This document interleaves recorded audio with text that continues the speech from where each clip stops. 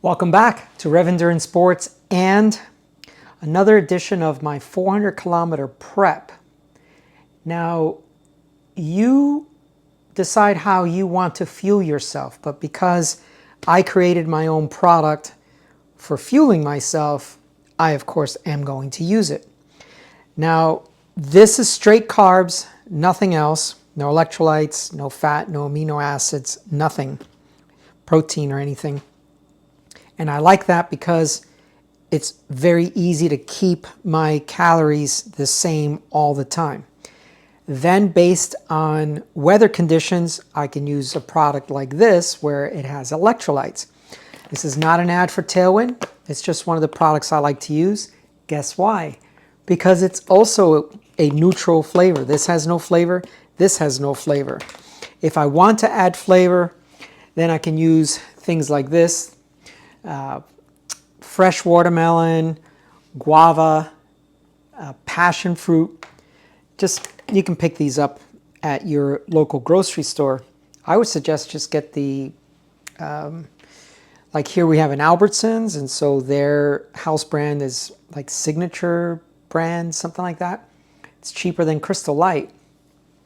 So then what I do to make things easier for Jess to sag for me is I fill some bottles with powder only the night before. This is about an 18-hour effort. At slower, I should say at easier paces, I don't need as many calories as I needed in the 300K. In the 300K, I was shooting for about 300-ish calories per hour. I'm thinking about 18 hours for this one, give or take an hour. So 18 hours times 200 is, we're back to 3,600 again. But when you're at lower intensities, you're burning more of your fat stores. You are at your mix between carb burn and fat store burn is a little higher on the fat stores, but you still need some carbs.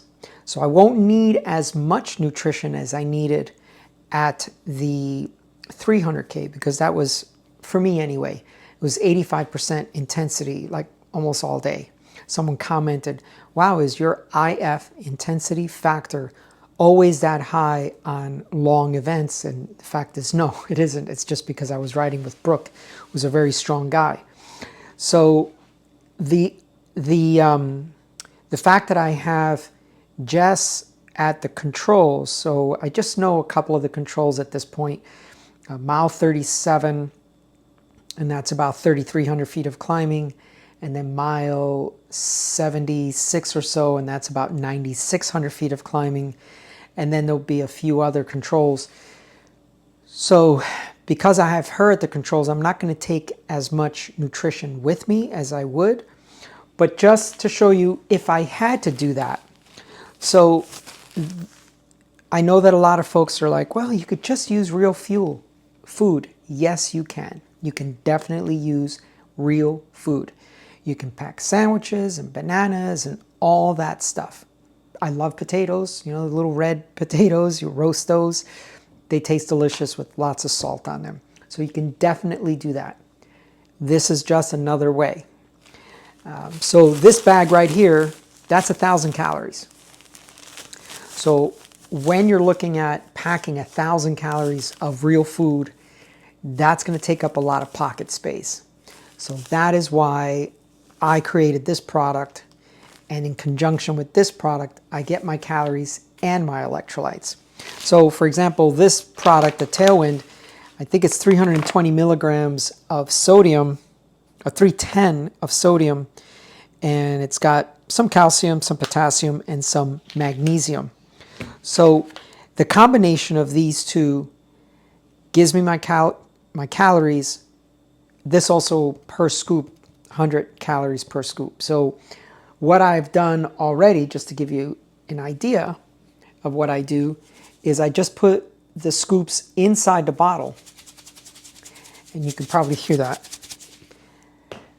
And that way, it's not pre-mixed, but it's at least pre-packaged, pre-measured.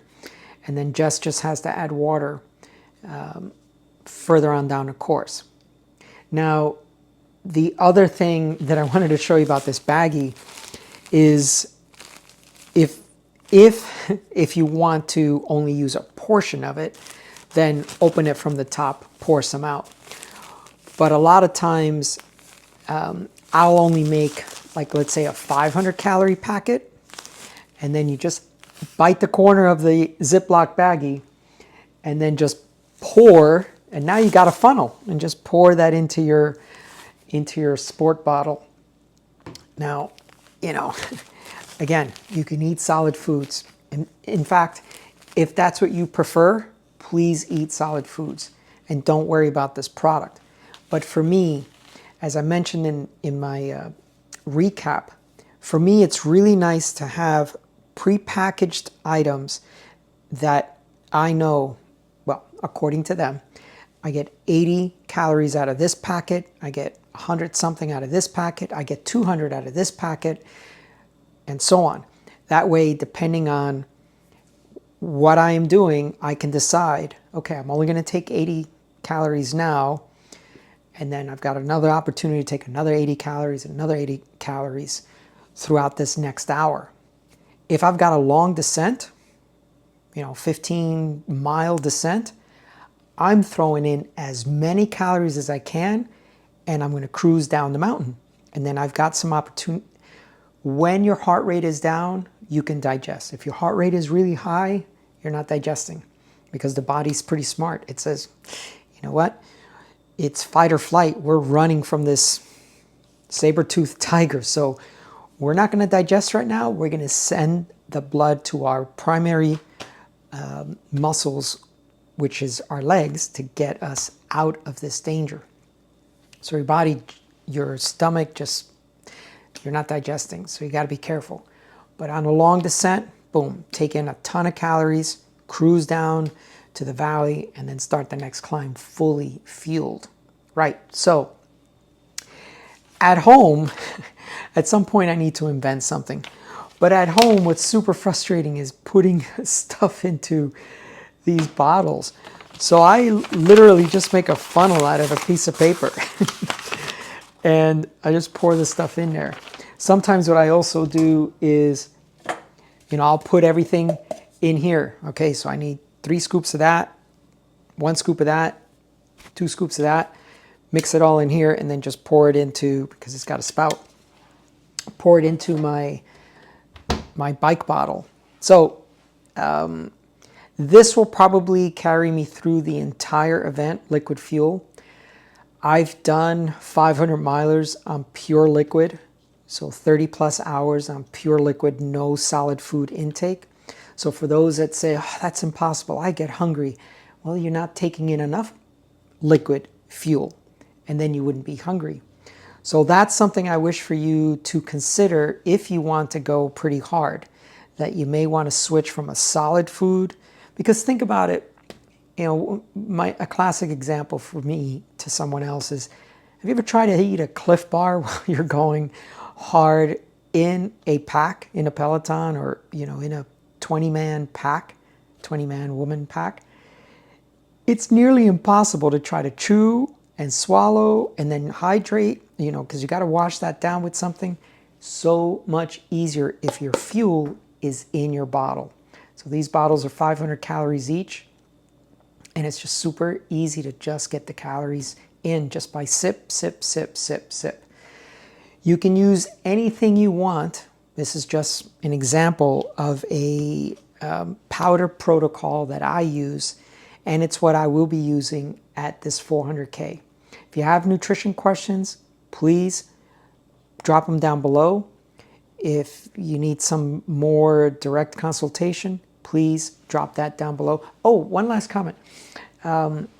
Someone just bought a container for me because they were using another product, and they said, oh, at 200 calories, it was really syrupy. And I needed to always carry a plain water bottle to wash it down to quench my thirst. I'm here to tell you that 200 calories of this, you're not even going to taste it. It is barely noticeable in a 26-ounce bottle. In a short bottle, maybe, but I still don't think you'll taste it.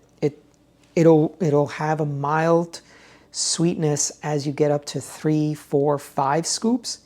But at 3, 4, 5 scoops, I mean, this just dissolves. The water is perfectly clear at about 2 to 3 scoops. And I'll link the video that I did this demonstration in a pint drinking glass here, and I just mixed it up and the water went clear. So if there's any more questions, please just drop them down below, and I'll let you folks know. I'm going to start, now that I have enough stock, I'm going to start running a promo for my energy product. And so contact me if you're interested, and we'll work out a promo for those folks. Okay, thank you so much for tuning in. Please like and subscribe. We'll see you up the road.